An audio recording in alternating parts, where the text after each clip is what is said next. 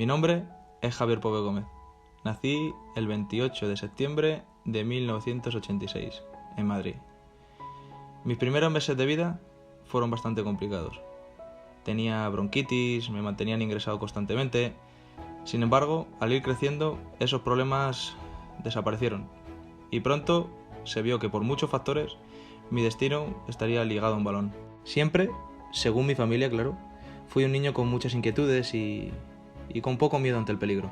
Todavía, siendo medio bebé, mi familia tuvo que vender una casita baja en el barrio de Manoteras para ir a vivir a un lugar que ahora es una gran ciudad. Por aquel entonces era un pueblo, donde la vida pues era muy diferente. Mi nueva casa sería Fuenlabrada. Fui muy feliz creciendo en mi barrio. Tengo ahora 32 años y la verdad que ya siento con nostalgia, casi con dolor, todos aquellos años.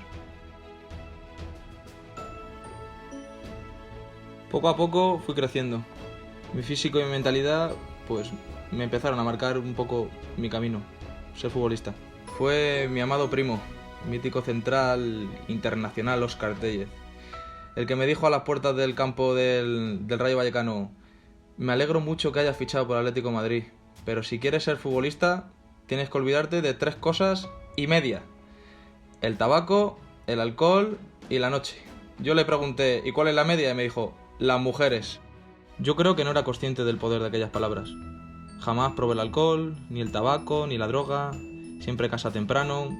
Aquellas palabras, junto al sacrificio de mis padres y de mi hermana durante años, me convirtieron en profesional de primera división con 23 años. En realidad, posiblemente elija siempre caminos peligrosos o aparentemente locos por un motivo: el respaldo vital de una verdadera familia. Siempre fui un niño muy independiente. Seguro que fue la vida misma la que me dio parte de ese carácter, pero sin ninguna duda el factor humano de mi entorno, mi barrio, las escuelas, mis amigos, moldearon un inconformista que no acepta pues los imperativos del sistema. Quizás sea normal que un hijo hable bien de sus padres, pero es que en este caso es algo descomunal lo que ellos dieron por mí. Y es que es determinante que un niño tenga libertad emocional, expresiva, creativa, deportiva. Jamás sentí presión por su parte y siempre que su hijo hacía alguna locura, lejos de volverse locos, respetaban todas las decisiones. No sé, es difícil expresar sentimientos tan profundos para explicar lo que son unos verdaderos padres. Ellos lo fueron y lo seguirán siendo por siempre.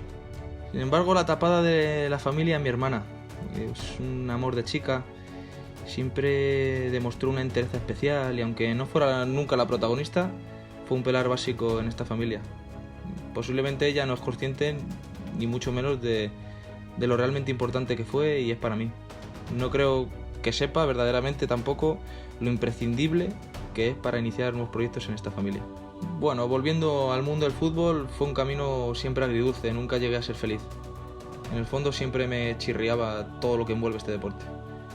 No sé, son ambientes cargados de competitividad malentendida, sobre todo avivados por unos sueños de gloria, de fama, de dinero. Fue cuando firmé mi primer y último contrato profesional con el Sporting de Gijón, cuando realmente todo se vino abajo. Curiosamente, cuando alcancé el sueño de toda mi vida, todo explotó. Nunca más volvería a disfrutar de un campo de fútbol. Dejé este deporte mentalmente año y medio antes de mi retirada física. A partir de ahí fue cuando conocí gran parte de este mundo. Viajé y viví en casi todos los continentes. No sé, podría escribir un libro de todo lo que viví, de cómo aquello me transformó para siempre. Tras años de travesía, volví, monté una cafetería ecológica, me duró 1 año y medio y fue ahí cuando se dio el momento para montar el club que creía y creo que cambiará todo. Empecé el proyecto con un antiguo compañero de mi época en el Atlético de Madrid. Bueno, duramos poco. Él se quedó con la cantera, ya que lo único que le interesaba era el dinero y de cómo sacar más y más rendimiento a los niños, y yo me quedé con el primer equipo. En realidad, no sé, solo quería volar hacia el mundo profesional con el primer equipo, usar el club como un motor de cambio. Para poder aplicar todas las ideas que tenía en la cabeza, tenía que conseguir primero algo casi imposible: subir de primeras a tercera división.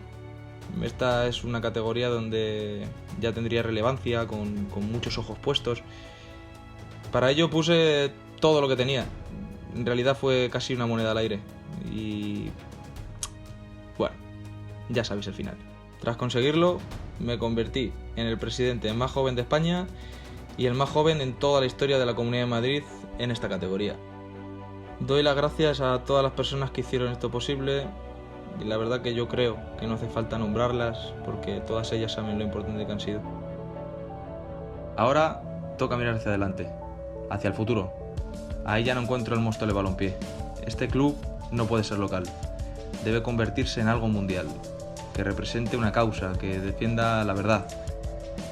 El fútbol, como bien sabéis, transmite como ningún otro deporte. A través de él podremos hablar al mundo sin temor.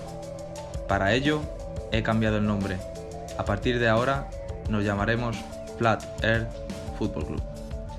Posiblemente me juegue mi reputación, amigos, dinero, pero en realidad ya todo da igual. Estoy decidido a ofrecer el club por algo que traspase fronteras. Esta guerra no la lidiaré solo. Sé que todos estaréis ahí para conseguir el objetivo final, que no es otro que llevar a Flat Earth Football Club a Primera División.